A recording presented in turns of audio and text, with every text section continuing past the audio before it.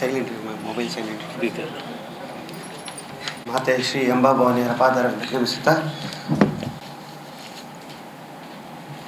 ಈ ಒಂದು ಮಹತ್ತರವಾದ ಜಾತಿ ಗಣತಿ ಸರ್ಕಾರ ಹಮ್ಮಿಕೊಂಡಿರೋದು ಸ್ವಾಗತಾರ್ಹ.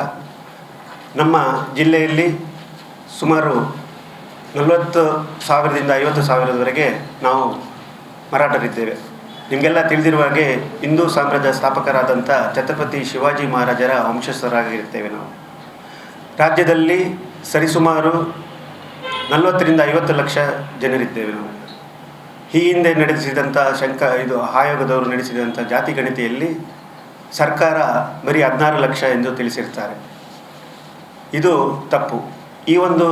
ಈಗ ಜಾತಿ ಗಣಿತ ಮಾಡುವಾಗ ನಮ್ಮ ಜಿಲ್ಲೆಯಲ್ಲಿ ನೆಲೆಸಿರುವ ಎಲ್ಲ ಸಮಾಜ ಮರಾಠ ಬಾಂಧವರು ಜಾತಿ ಗಣಿತದಾರರು ಅಂದರೆ ಅಧಿಕಾರಿಗಳು ಹಾಗೂ ಶಿಕ್ಷಕ ವೃಂದದವರು ಮನೆ ಮನೆಗೆ ಬಂದಾಗ ರಿಲಿಜನ್ ಕ್ರಮ ಸಂಖ್ಯೆ 16ರಲ್ಲಿ ರಿಲಿಜನ್ ಧರ್ಮ ಆ ಕಾಲಂನಲ್ಲಿ ಹಿಂದೂ ಎಂದು ಬರೆಯತಕ್ಕದ್ದು, ಹಾಗೂ ಕ್ರಮ ಸಂಖ್ಯೆ 17ರಲ್ಲಿ ಜಾತಿ ಅಥವಾ ಕ್ಯಾಸ್ಟ್ ಅಂತ ಕೇಳಿದಾಗ ಅಲ್ಲಿ ಮರಾಠ ಅಂತೇಳಿ ನಮೂದಿಸತಕ್ಕದ್ದು, ಹಾಗೆ ಉಪಜಾತಿಯಲ್ಲಿ ಕುಣಬಿ ಅಂತೇಳಿ ನಮೂದಿಸತಕ್ಕದ್ದು, ಕ್ರಮ ಸಂಖ್ಯೆ 22ರಲ್ಲಿ ಮಾತೃಭಾಷೆ ಏನಂತ ಕೇಳಿದಲ್ಲಿ ಅಲ್ಲಿ ಮರಾಠಿ ಅಂತೇಳಿ ನಮೂದಿಸತಕ್ಕದ್ದು ಅಂತೇಳಿ ಜಿಲ್ಲೆಯಲ್ಲಿ ವಾಸಿಸುತ್ತಿರುವ ಎಲ್ಲ ಮರಾಠ ಬಾಂಧವರಿಗೆ ನಾನು ತಿಳಿ ಹೇಳಲು ಬಯಸ್ತೇನೆ. ಹಾಗೆ ಇಲ್ಲಿ ನಮ್ಮಲ್ಲಿ ಒಂದು ಗೊಂದಲ ಇದೆ. ಎಲ್ಲ ಜಾತಿಯಲ್ಲಿದ್ದಾಗೆ ನಮ್ಮಲ್ಲೂ ಸಹ ಒಂದು ಗೊಂದಲ ಇದೆ. ಈ ಹಿಂದೆ ಕಾಸರಗೋಡು ಜಿಲ್ಲೆಯಲ್ಲಿ ನೆಲೆಸಿರುವಂಥ ನಮ್ಮ ಮರಾಠ ಸಮಾಜ ಬಾಂಧವರು ಇಲ್ಲಿ ಹಲವಾರು ವರ್ಷಗಳ ಹಿಂದೆ ಮಂಗಳೂರಿನಲ್ಲಿ ನೆಲೆ ಕಂಡಿರ್ತಾರೆ. ಅಲ್ಲಿ ಕೇರಳ ರಾಜ್ಯದಲ್ಲಿ ಆರ್ಯ ಮರಾಠ ಹರೆ ಮರಾಠ ಅಂತೇಳಿ ನಮೂದಿಸ್ಕೊಂಡಿರ್ತಾರೆ ಅಲ್ಲಿನ ಒಂದು ಮೀಸಲಾತಿಯಲ್ಲಿ. ಆದರೆ ಇಲ್ಲಿ ಬರುವಾಗ ಅದೇ ಆರ್ಯ ಮರಾಠ ಎಂದು ನಮೂದಿಸಿಕೊಂಡು ಇಲ್ಲಿ ವಾಸಿಸುತ್ತಿದ್ದಾರೆ. ಈ ಹಿಂದೆ ಶಂಕರಪ್ಪ ಆಯೋಗದಲ್ಲಿ ನಾವು ಇದನ್ನು ಸರಿಪಡಿಸಿದ್ದೇವೆ. ಅಂದರೆ ಆರ್ಯ ಮರಾಠ ಹರೆ ಮರಾಠ ಹಾಗೂ ಮರಾಠ ಕ್ಷತ್ರಿಯ ಮರಾಠ ಇವೆಲ್ಲವೂ ಮರಾಠದ ಅಂಡರಲ್ಲಿ ಉಪಜಾತಿಯಲ್ಲಿ ಬರುವಂಥದ್ದು ಅಂತೇಳಿ ನಾವು ಈಗಾಗಲೇ ನಮೂದಿಸಿದ್ದೇವೆ. ಆದರೆ ಸರ್ಕಾರ ಅದನ್ನೇ ಒಂದು ಜಾತಿಯಾಗಿ ಮಾರ್ಪಡಿಸಿರ್ತಾರೆ. ಇದು ರಾಜಕೀಯ ಒಂದು ಓಲೈಕೆ ಅಂತೇಳಿ ನಾವು ಬಯಸ್ತೇವೆ. ಯಾಕಂತೇಳಿದರೆ ಜಾತಿಯಲ್ಲಿ ಉಪಪಂಗಡಗಳು ಉಪಜಾತಿಗಳು ಎಲ್ಲ ಮಾಡಿ ವಿಂಗಡಣೆ ಮಾಡಿ ಒಟ್ಟು ನಮ್ಮ ಸಮೀಕ್ಷೆಯಲ್ಲಿ ನಮ್ಮ ಜನಸಂಖ್ಯೆನ ಕಮ್ಮಿ ಮಾಡುವ ಹುನ್ನಾರ ಅಂತೇಳಿ ನಾವು ತಿಳಿಬಯಸ್ತೇವೆ. ಆದ್ದರಿಂದ ಇದೊಂದು ಸುವರ್ಣಾವಕಾಶ ನಮ್ಮ ಸಮಾಜ ಬಾಂಧವರಿಗೆ. ಎಲ್ಲರೂ ತಮ್ಮ ತಮ್ಮ ಜಾತಿಯ ಹೆಸರಲ್ಲಿ ಮರಾಠ ಎಂದೇ ನಮಿಸಬೇಕು. ಹಾಗೆ ಈ ಹಿಂದೆ ಬಂದು ಇಲ್ಲಿ ನೆಲೆಸಿರುತ್ತ ಆರ್ಯದವರು ಅವ್ರಿಗೂ ಸಹ ಒಂದು ಅವಕಾಶ ಇದೆ. ಯಾಕಂತೇಳಿ ನಿನ್ನೆಲ್ಲ ಮೊನ್ನೆ ನಮ್ಮ ಸಭಾಧ್ಯಕ್ಷರ ಉಪಸ್ಥಿತಿಯಲ್ಲಿ DC ಅವರು ಹಾಗೂ ಕಾರ್ಯದರ್ಶಿಯಾದಂಥ ಉರ್ಮಿಳಾ B ಅವರು ಹಿಂದುಳಿದ ಆಯೋಗದ ಕಾರ್ಯದರ್ಶಿಯಾದಂಥ ಉರ್ಮಿಳಾ ಅವರು ಸಹ ಇದ್ದರು. ಅಲ್ಲಿ ನಾವು ಪ್ರಶ್ನೆಯನ್ನು ಕೇಳಿದ್ದೇವೆ, ಈ ರೀತಿ ನಮ್ಮ ಸಮಾಜದಲ್ಲಿ ಬೇರೆ ಬೇರೆ ಪಂಗಡಗಳಿದ್ದೇವೆ ಅಂತೇಳಿ. ಅದಕ್ಕೆ ಅವರು ಹೇಳಿದರು, ಸಮಾನಾರ್ಥ ಪದ 11ನೇ ಕಾಲಂನಲ್ಲಿ ಸಮಾನಾರ್ಥ ಪದ ಅಂತ ಹೇಳಿ ಒಂದು ಕಾಲಂ ಇದೆ. ಅದರಲ್ಲಿ ನೀವು ಆರ್ಯ ಎಂಬ ಗುರುತಿಸಿಕೊಳ್ಳೋ ಗುಂಪು ಏನಿದೆ, ಮರಾಠರು ಆರ್ಯ ಅಂತ ಗುಂಪು ಏನಿದೆ, ಅವರು ಜಾತಿ ಕಾಲಂನಲ್ಲಿ ಆರ್ಯ ಅಂತಲೇ ಬರೆದು ಈ ಒಂದು ಸಮಾನಾಂತರ ಪದದಲ್ಲಿ ಮರಾಠ ಎಂದು ನಮಿಸಿದರೆ ನಿಮ್ಮದು ಏನು ಚೇಂಜ್ ಆಗಲಿಕ್ಕಿಲ್ಲ.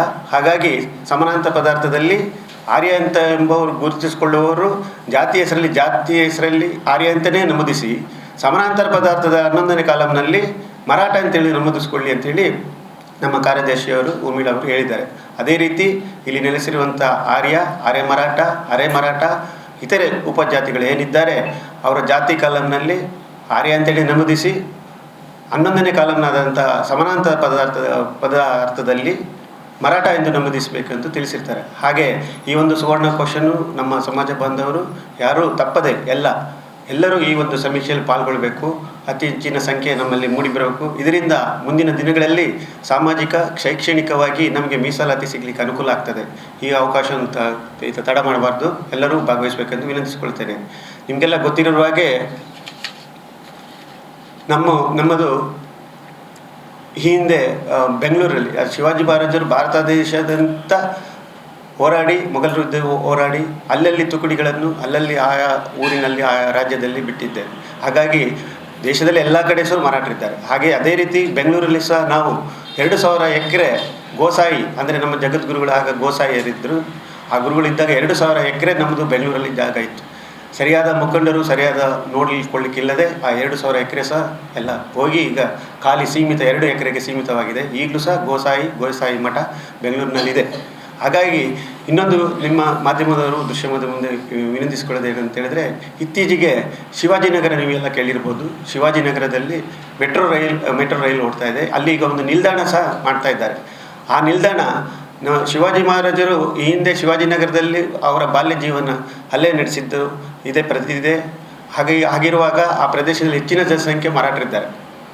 ಶಿವಾಜಿನಗರ ಹೆಸರಿರೋದ್ರಿಂದ ಹಾಗಾಗಿ ಅಲ್ಲಿ ಬರುವಂಥ ಮೆಟ್ರೋ ರೈಲು ನಿಲ್ದಾಣಕ್ಕೆ ಛತ್ರಪತಿ ಶಿವಾಜಿ ಮಹಾರಾಜರ ಮೆಟ್ರೋ ನಿಲ್ದಾಣ ಅಂತೇಳಿ ನಮೂದಿಸಬೇಕು ಅಂತೇಳಿ ಈಗಾಗಲೇ ನಮ್ಮ ರಾಜ್ಯಾಧ್ಯಕ್ಷರು, ಮುಖ್ಯಮಂತ್ರಿ ಹಾಗೂ ಉಪಮುಖ್ಯಮಂತ್ರಿಗಳಿಗೆ ಮನವಿ ಸಲ್ಲಿಸ್ತಾರೆ. ನಾವು ಸಹ ದಕ್ಷಿಣ ಕನ್ನಡ ಜಿಲ್ಲಾ ಘಟಕದ ವತಿಯಿಂದ ಇನ್ನು ನಾಳೆ ನಾಡಿದ್ರಲ್ಲಿ DCO ಅವ್ರ ಮುಖಾಂತರ ಮಾನ್ಯ ಮುಖ್ಯಮಂತ್ರಿಗಳಿಗೆ ಸಲ್ಲಿಸ್ತೇವೆ. ದಯಮಾಡಿ ಅದನ್ನು ಮುಖ್ಯಮಂತ್ರಿಗಳು ಅದನ್ನು ಈಡೇರಿಸಿಕೊಡ್ಬೇಕಂತೇಳಿ ನಾವು ದಕ್ಷಿಣ ಕನ್ನಡ ಸಮಸ್ತ ಮರಾಠ ಪರವಾಗಿ ಕೇಳಿಕೊಳ್ತೇವೆ.